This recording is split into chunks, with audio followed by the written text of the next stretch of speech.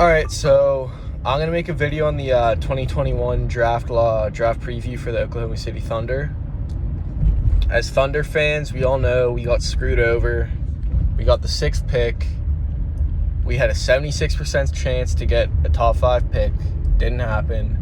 Houston didn't fall to 5, so we didn't get theirs. We didn't get top 4. I cried myself to sleep that night. But it's okay. We still got 6, we got 16, we got 18, we got like 34 and 35, like 42. We have a ton of picks in this draft. So this is also one of the most stacked drafts of the last decade too. So I think we'll be okay. Worst case scenario, we stay with all our picks. We can get maybe Scotty Barnes at 6, who's shown to be great so far. His stocks only went up. And so, I mean, he could go to 5, and Kuminga could even fall to 6, and we could get him. And in 16 and 18, we could get like Trey Mann. Honestly, Jaden Springer, I'd be happy with. I know he's been kind of falling in draft boards to the late 20s. I like his upside. He's kind of similar to Poku, and he's the youngest player in this year's draft. Huge boomer bust pick. And then Keon Johnson's stock's been falling too, even though he had the crazy like 48-inch vertical.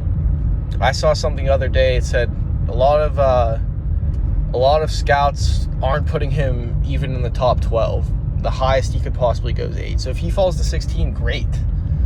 Then Alperen Sengun, I'd love to get him at 16. Like, there's so many options. And having 3 picks within the top 18 is great. Like, any other team would love that. We're in a great position, but I think the best move is still to trade up. I think Cleveland's going to be the best trade suitor for us, possibly Toronto, but I think they're going to want to take Suggs at 4 to take Kyle Lowry's place, because Kyle Lowry's getting shipped out of Toronto, almost for sure. But I think if we could trade up with Cleveland, because they've had, 3 top 7 picks in the last 3 drafts, getting Sexton, Garland, then Isaac Okoro last year. They don't need another pick. And if they do keep their pick, who are they going to take? Jalen Green? I mean, they're going to have Sexton at the point guard, Garland at shooting guard, and then Jalen Green at the 3. Or even Sexton at 1, Garland at 2. Like, that doesn't make sense, having 3 guys who are 6'5" and shorter to run your top, your point guard, shooting guard, and small forward positions, especially when none of them are great defenders. So, I mean, maybe they trade Sexton and then have a backcourt of Garland and Green, which honestly would probably be the best move for them, I think, but I hope they don't do that. I think Oklahoma City needs to try to put together. Sam Presti's smart. He knows what he's doing. We need to put together a trade, maybe with 6, 16, 18, maybe a second, our high second round pick, which I believe is 34. And then I think Bazley. We could trade Maladone, but again, they don't need another guard. I think Bazley, 6, 16, 18, and 34 for 3 is a totally fair trade. Cleveland would love that. They get Bazley, they have Okoro, but having a starting lineup of Sexton, Garland, Okoro, Bazley, and Jarrett Allen's honestly really not bad.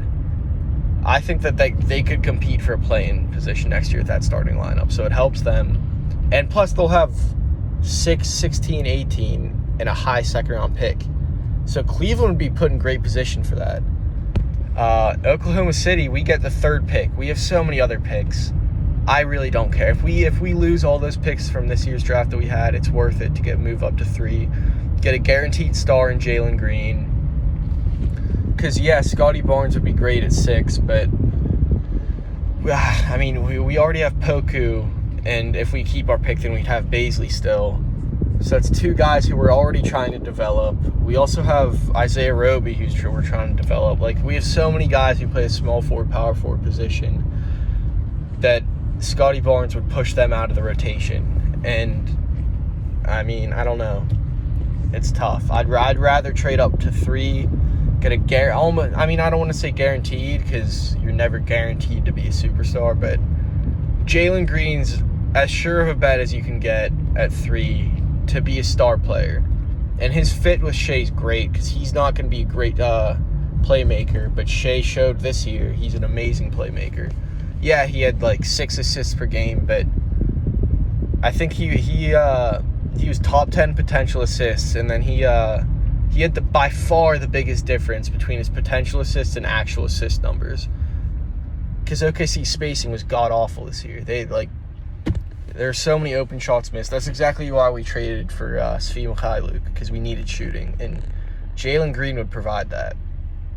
Even on the inside, he'd be just his athleticism. Like, it's just another outlet for Shea to have, another guy who he could give the ball to. I think it's a move we got to make, trade into the top 3. Obviously, Detroit's not going to trade away number 1. Houston's not going to trade number 2. Trading up to 5 with Orlando doesn't make sense.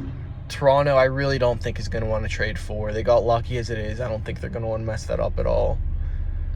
So I think Cleveland's really the only option we have to trade with, and I think they're the best option.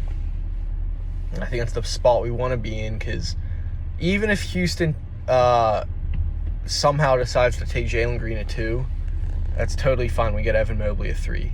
That's great. Like, Evan Mobley at center would be amazing for us. I would much rather have that than being forced to run Tony Bradley or Isaiah Roby at center. Like, yeah, I mean, maybe it'd be great for tanking, but I don't know about you guys, but as an OKC fan, I don't want to look forward to another season of tanking. I think the way we played before Shea got hurt last season, we were 18-24 before his injury.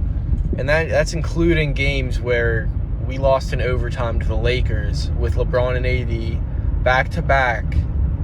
They were overtime games that we lost by 1 and 2 points, the games we should have won. We lost a game to Phoenix, I think that was super close. A game to the Clippers that was super... Like, we lost so many games that were very close before Shea got hurt that we could have been a 500 team. Obviously, after Shea got hurt,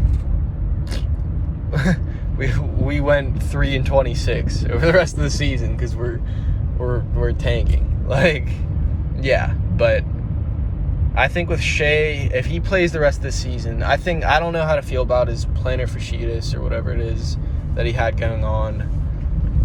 I hope it wasn't that serious, but I think Blake Griffin had something similar to that, and that really affected him. Someone else had the same injury, and it hurt them long term, like big time. Maybe T-Mac, but I hope it was kind of just a ploy to tank. I hope it wasn't actually like a really bad serious injury. And if you've seen his workout videos, he posts them. I think his trainer posts a lot of his videos too, where he's working out, and he seemed to be fine. He looks okay. So I think we should be fine. I'm super excited for our future. I think we got the brightest future in the league. So yeah, that's all I wanted to say for today. Have a great night. I guess it's 6 o'clock now. I'll see y'all later.